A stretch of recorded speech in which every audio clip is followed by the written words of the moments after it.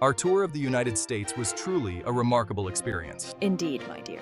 But now it seems our journey is far from over. Australia, you say? What a fascinating proposition.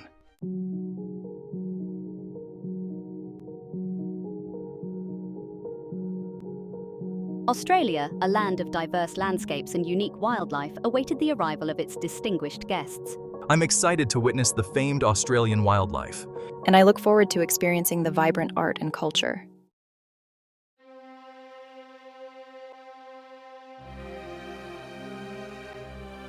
The day of departure arrived, and the King and Queen of Zamunda, accompanied by their entourage, bid farewell to their American hosts. This flight promises to be a luxurious experience.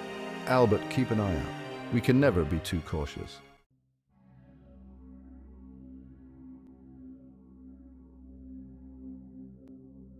As the Qantas Airways plane soared high above the Pacific Ocean, a sense of normalcy pervaded the cabin.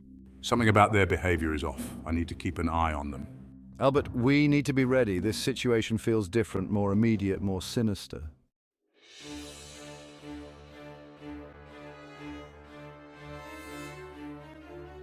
Without uttering a word, they established a silent agreement to observe, analyze, and prepare for any eventuality.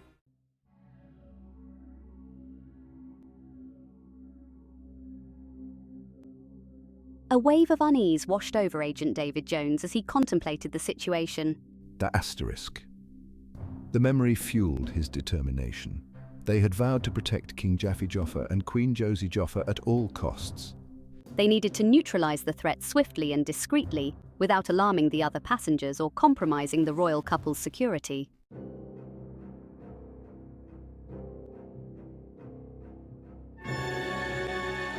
The hijackers, their confidence growing with each passing moment, seemed oblivious to the silent threat gathering around them. Their objective to neutralize the threat swiftly and silently, without causing undue alarm or compromising the safety of the other passengers.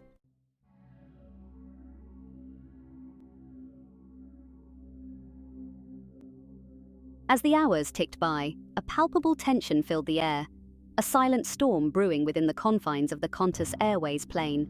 Keep your eyes sharp, David. They're getting restless. Got it, Albert. We're ready when they are. The clock ticked past midnight, plunging the Qantas Airways cabin into a deeper hush. The soft glow of the reading lights cast long shadows across the aisles. David, they're about to move. I can feel it. Yeah, Albert, I see the signs. Let's get ready. Agent Albert King felt the shift in the atmosphere. The group of hijackers began to stir. Stay close, David. We strike together. Understood. On your mark.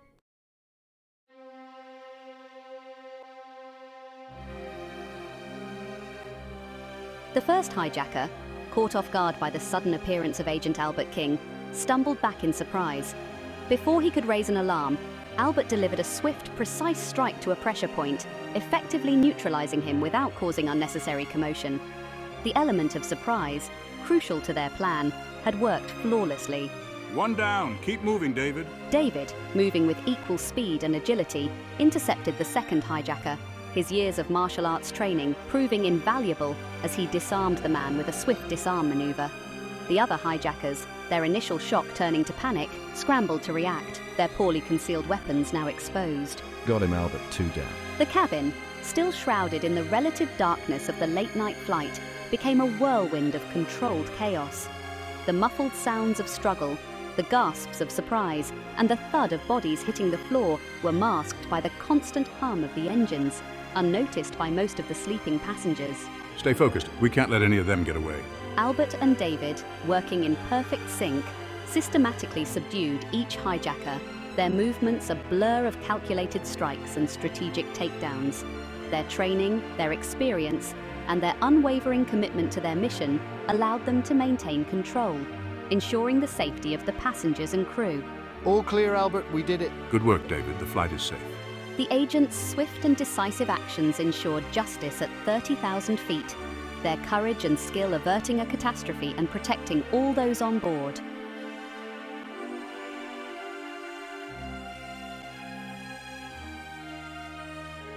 Within minutes, the threat was contained. The hijackers, their plans thwarted, their bravado replaced by fear and confusion, lay restrained on the cabin floor. Agent Albert King, his breathing steady despite the adrenaline coursing through his veins, contacted the flight marshal, a plainclothes air security officer discreetly stationed on board.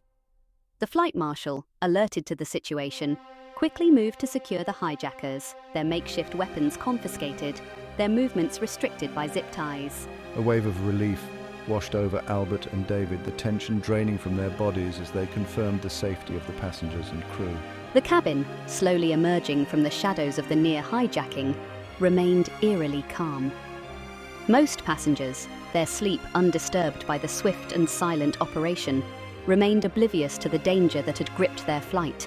Those who had witnessed the events unfold watched in stunned silence, their faces a mixture of awe and relief.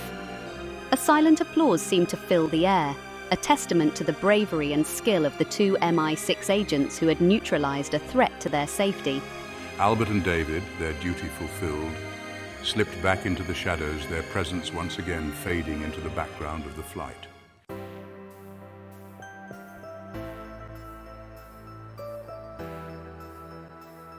As the first rays of dawn painted the sky with hues of pink and gold, the Qantas Airways plane touched down smoothly at Melbourne Airport, marking the end of a journey fraught with unexpected danger.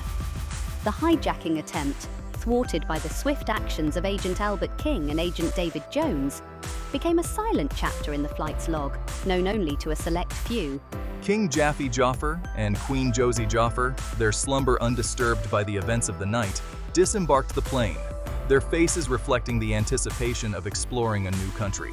They were met by a small group of dignitaries, their smiles warm and welcoming, their presence a testament to the strong ties between their nations.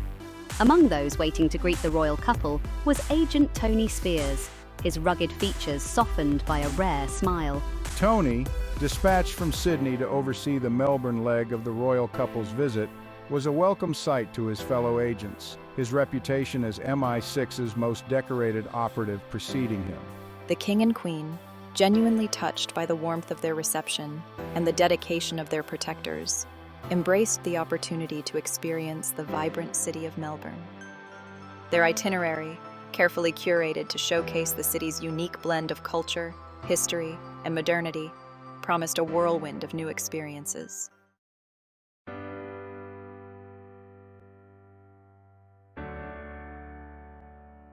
The royal entourage, their spirits high despite the previous night's events, checked in at the luxurious Crown Promenade, Melbourne, their home away from home for the next 3 weeks. The penthouse suite, overlooking the city's skyline and the sparkling waters of the Yarra River, offered a breathtaking panorama, a welcome respite from the confines of their trans-Pacific flight. That evening, with the city lights twinkling below, Agent Tony Spears found himself drawn to the vibrant energy of the Crown Casino, a Melbourne landmark renowned for its gaming tables and lively atmosphere. He settled at a blackjack table, his sharp eyes scanning the cards, his mind seeking a distraction from the day's events. Across the table, a woman of striking beauty, her blonde hair cascading over her shoulders, caught his eye.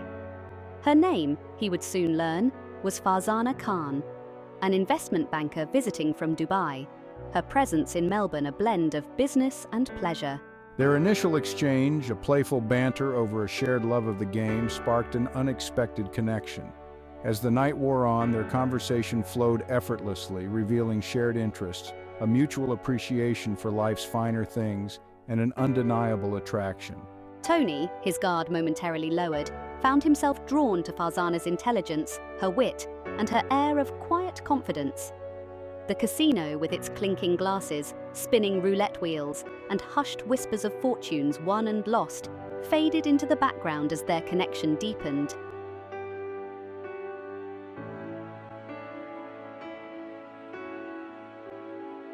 The air crackled with anticipation as Tony, his fingers hovering over a stack of colourful chips, contemplated his next move. The blackjack table, usually a battleground of calculated risks and poker faces, had transformed into a stage for a different kind of game, a subtle dance of charm and wit between two strangers drawn together by fate and a shared love of chance. Feeling lucky tonight, Mr. Spears?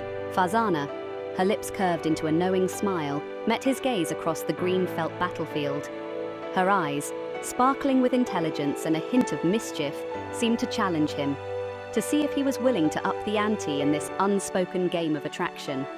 The casino, with its symphony of clinking glasses, whirring slot machines and hushed whispers of fortunes won and lost, faded into a blur as their connection deepened. Luck, my dear, is a fickle mistress, but I have a feeling tonight might be different. He pushed a stack of chips towards the center of the table, raising the stakes of their unspoken game.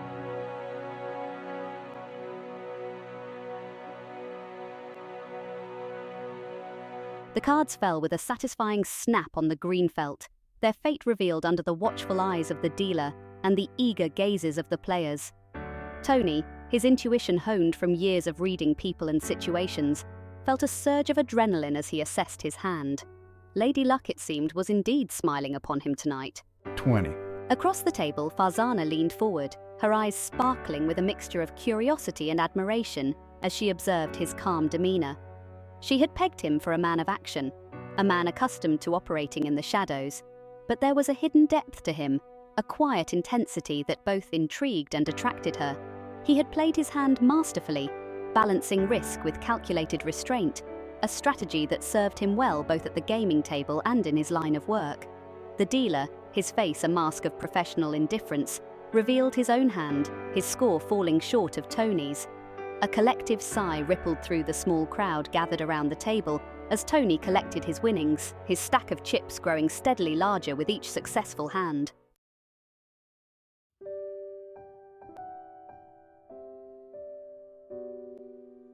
The night deepened, the air thick with anticipation and the lingering scent of expensive perfume. Tony, his winning streak continuing unabated, found himself enjoying Farzana's company as much as the thrill of the game. Her quick wit, her infectious laughter, and her genuine interest in his life beyond the casino walls chipped away at the barriers he usually kept around his heart. A toast to new acquaintances, unexpected adventures, and the unpredictable hand of fate. Her eyes, sparkling brighter than the diamonds adorning her fingers, met his with a playful challenge, an invitation he was powerless to resist. To fate. He took a sip of his drink, the bubbles dancing on his tongue like a promise of something exciting, something he hadn't allowed himself to feel in a long time. As the casino prepared to close its doors for the night, Tony, emboldened by their undeniable connection, extended an invitation of his own. A nightcap? I believe congratulations are in order for a man who managed to turn $1 million win into 2. Farzana, her lips curving into a smile that hinted at a promise of something more, surprised herself by accepting his invitation. The allure of the mysterious Mr. Spears, with his piercing gaze, his air of quiet confidence, and his undeniable charm, was proving irresistible. They stepped out of the casino into the cool night air, the city lights painting the sky with 1,000 glittering hues. A sleek black car, its engine purring like a contented cat, pulled up to the curb, its driver holding the door open for them. As they settled into the plush leather seats, their bodies brushing against each other in the confines of the car, Tony couldn't help but feel a pang of guilt. His duty was to protect the king and queen, not to indulge in romantic escapades with beautiful strangers, no matter how tempting they might be. Farzana, sensing his internal conflict, placed her hand gently on his arm, her touch sending a jolt of electricity through his body. "You seem troubled, Mr. Spears," she observed, her voice laced with concern. "Is everything all right?" Torn between his responsibility to his mission and the allure of the present moment, Tony offered a half-hearted explanation, telling Farzana about his friend who was expecting him. He knew he was walking a dangerous line, but he couldn't bring himself to end their evening just yet. The car pulled up to the grand entrance of the Crown Promenade, Melbourne, its imposing facade a stark reminder of the world he was supposed to be inhabiting, a world of duty, danger, and unwavering loyalty. As he stepped out of the car, followed by Farzana, Tony knew he was standing at a crossroads. The cool night air washed over Tony as he stepped onto the balcony, followed closely by Farzana. The panoramic view of Melbourne's twinkling cityscape stretched out before them. For Tony, the world had shrunk to encompass only the woman beside him, her presence captivating. "It's beautiful," Farzana breathed, her voice barely a whisper. "Not as beautiful as you," Tony murmured. For a moment, the world outside the balcony faded away.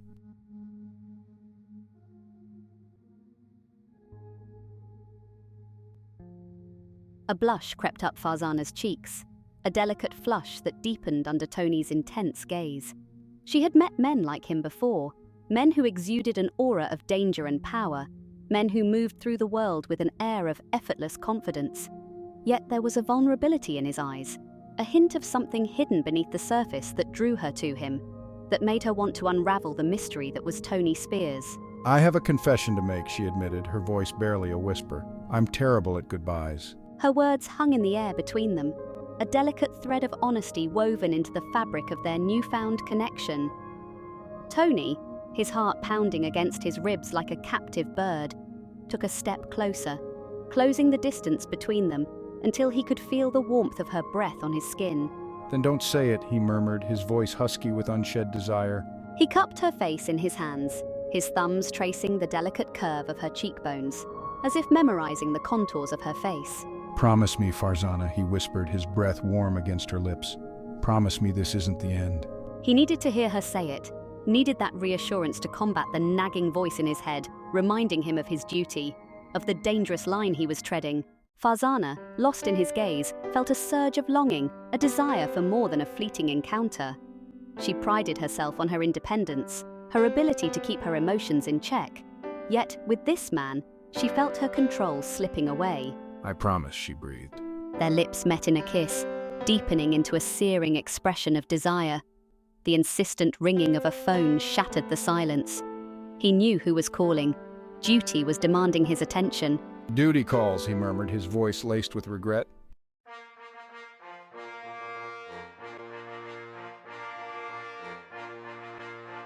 As the sun cast its golden rays over Melbourne, painting the Yarra River in hues of amber and rose, a sense of calm settled over the city.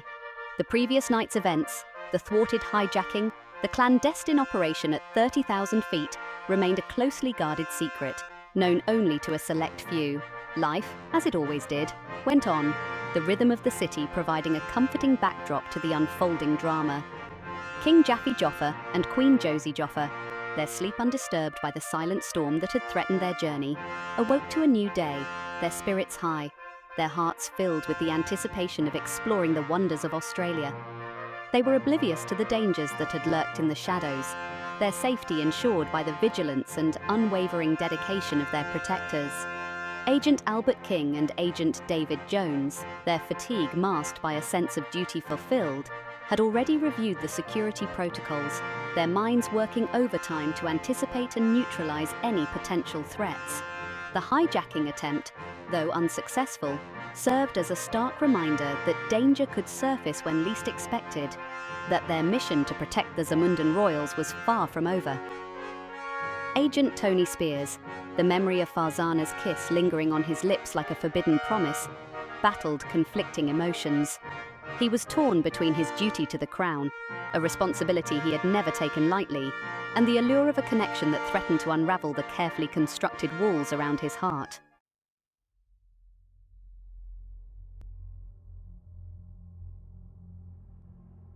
The day stretched before them, a blank canvas upon which the next chapter of their Australian adventure would be painted.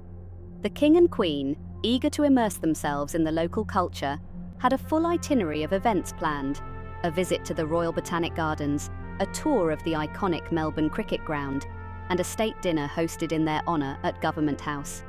Albert and David, their movements a synchronised dance of vigilance and discretion, shadowed the royal couple, their eyes constantly scanning the crowds, their hands never straying far from their concealed weapons. They were the unseen guardians, the silent protectors, always on alert, always ready to spring into action. Tony, his thoughts drifting back to Farzana and the warmth of her touch, found it increasingly difficult to concentrate on his duties. He knew he was playing a dangerous game, allowing his personal feelings to interfere with his professional responsibilities. Yet, the allure of their connection, the promise of something more, proved difficult to resist. As the sun began its descent, casting long shadows across the city, a sense of anticipation hung in the air. The day's events, though successful, had done little to quell the undercurrent of tension, the knowledge that danger lurked just beneath the surface of their carefully orchestrated reality. The game of cat and mouse, it seemed, was far from over.